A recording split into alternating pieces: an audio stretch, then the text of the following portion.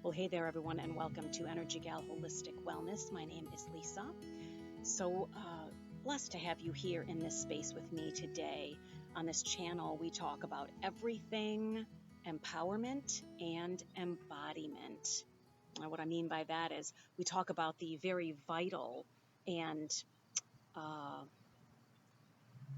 real connection that exists between the body, the soul, and the spirit. You can't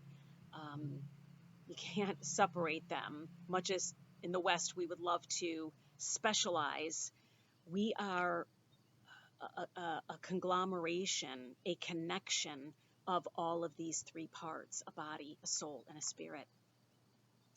And so we talk about that when it comes to embodiment, reconnecting, recalibrating, and remembering the connection of the body and the soul and the spirit. That we have thoughts and we have feelings, but we also have a body.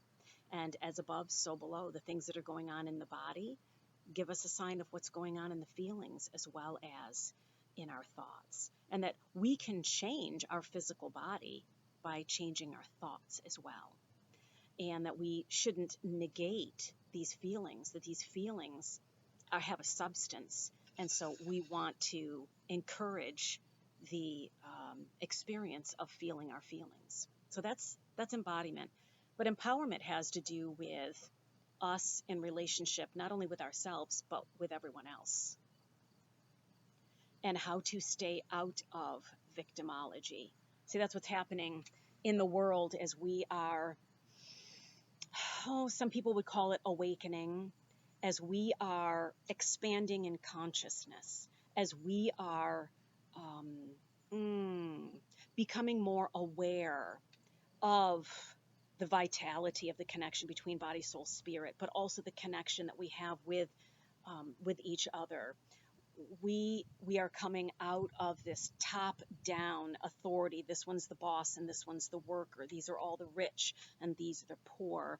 These are all the teachers and these are all of the students. And we're coming into a place of more balance, of equality in that space. Coming out of a victimhood. Somebody's the bully and somebody's the bullied.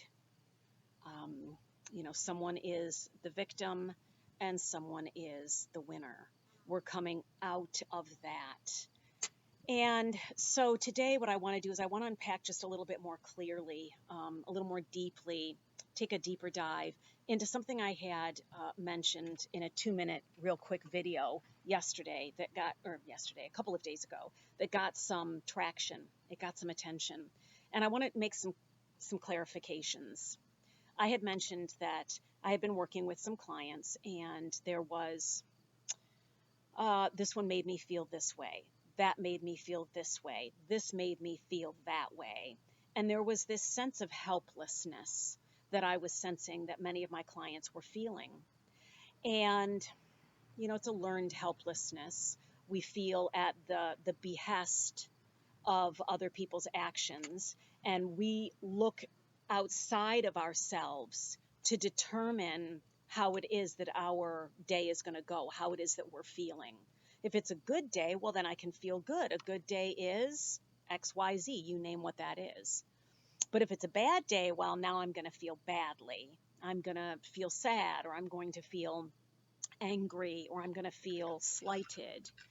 So what I was saying is that when you put the power to your countenance and how you're choosing to greet this day and be in this day in somebody else's pocket, when you say you have the power to be able to make me have a good day or bad day, that is, it's impotent. It is powerless. It's victimhood. It's not at all empowered. And so that's what I was trying to say last week when I said nobody can make you feel anything without you giving them permission. We may not understand that that's what we've done, but in essence, we have given someone permission to make us feel a certain way. So somebody had made the comment, well, what if you're cheated on? How do you not feel whatever it is that you're going to feel. And I said, well, that's not really what I'm meaning. Go ahead and feel betrayed, feel sad, feel frustrated, feel disappointed, but allow yourself to actually feel that then. Don't just ponder it. Don't just talk about how you're feeling it. Actually ask yourself, where am I feeling this in my body? Oh, my chest, I feel like I can barely breathe. My guts, they're all like roiling and or, the right side of my neck, I just feel like, or maybe my feet just won't stop moving. I feel like I want to run. So that's all I was saying is that go ahead. Yes, please do feel your feelings, but acknowledge and take ownership of those feelings and say, I am feeling and I'm choosing to feel such a sadness, such a disappointment, such a deep chasm of, um, oh, um, hopelessness in some ways that is presenting itself by me. My feet are aching, or my jaw is really tight, or my head, my ears, they just ache. At least feel it and sit with it and allow it and offer yourself a deep compassion in the midst of it. That's a big deal. Absolutely. You are deserving of such grace and compassion. And you may not get it from anybody else, but you can give it to yourself. So, but own it. Don't guilt it. Don't shame it. Don't give it a timeline. Just, this is where I'm at right now. This knocked my feet from under me. Ooh, I feel like I got the wind knocked out of me. If you are going to share this experience with anybody, make sure that it's someone who's trusted. And by that I mean not someone who's going to be like, oh, well, you know what? You need to divorce that person right now. You need to get rid of that person now. They're nothing but a butt. And going on and on. That's fanning the flame. It's not helpful. What you want to do is hang with someone who can be like, wow, can I just hold space with you? Can I just sit here with you? Can I wrap you in a blanket? Can I get you a cup of tea and be here with you as you are experiencing this deep emotion or set of emotions? I just want to be here with you in that. That's power. That's victory. That's triumphant behavior.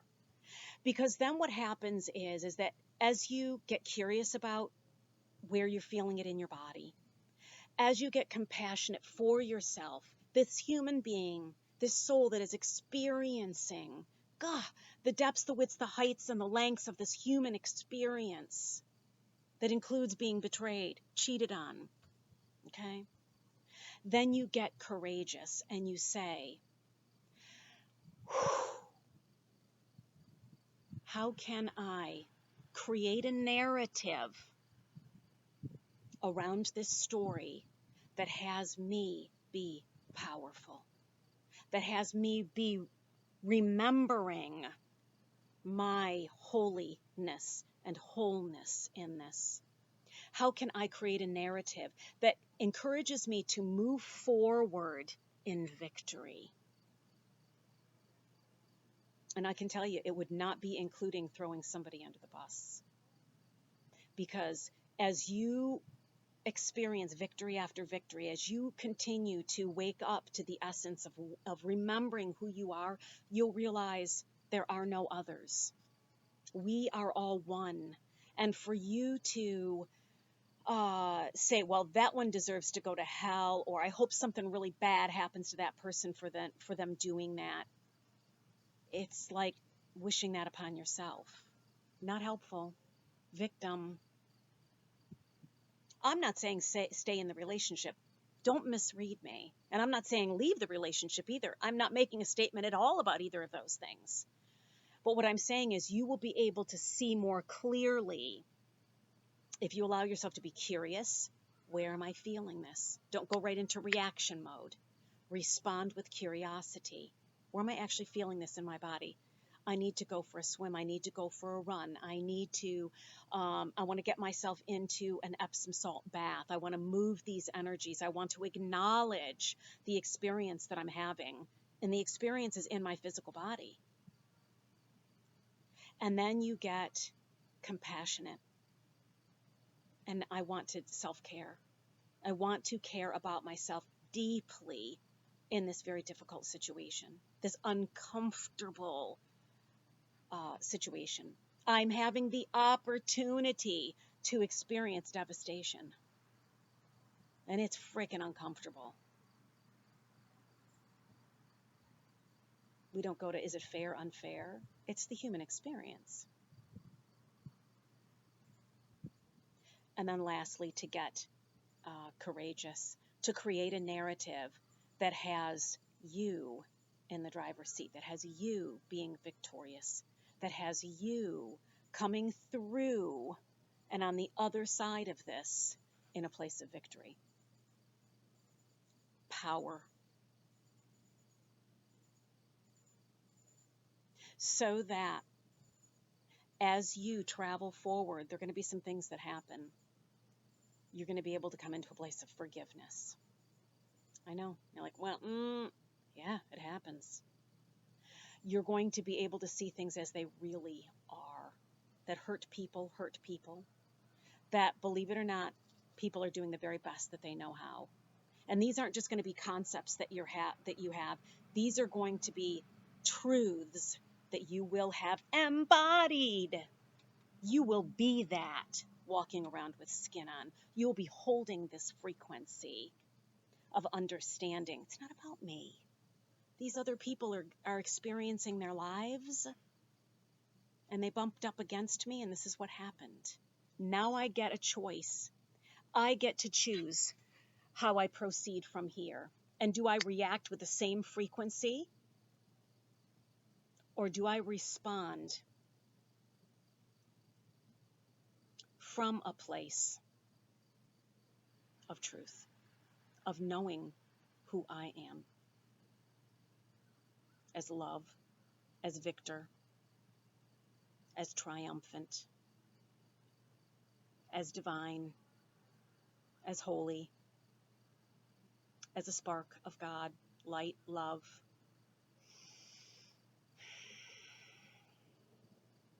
as one who doesn't believe that everything is owed to me.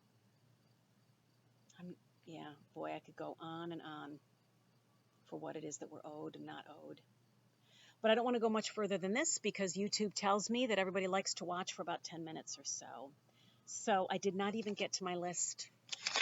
I had a whole list here of things I was going to talk about. Didn't even get to any of it. So we will continue this topic because it's big. I appreciate your being here. Please be aware that I've got some links below if you ever want a one-on-one consultation. I talk everything: relationships, empowerment, embodiment, victory, wisdom, however I can be of assistance to you on your human experience. I am here for you. It's been a pleasure, and take care, everybody, and I'll see you again.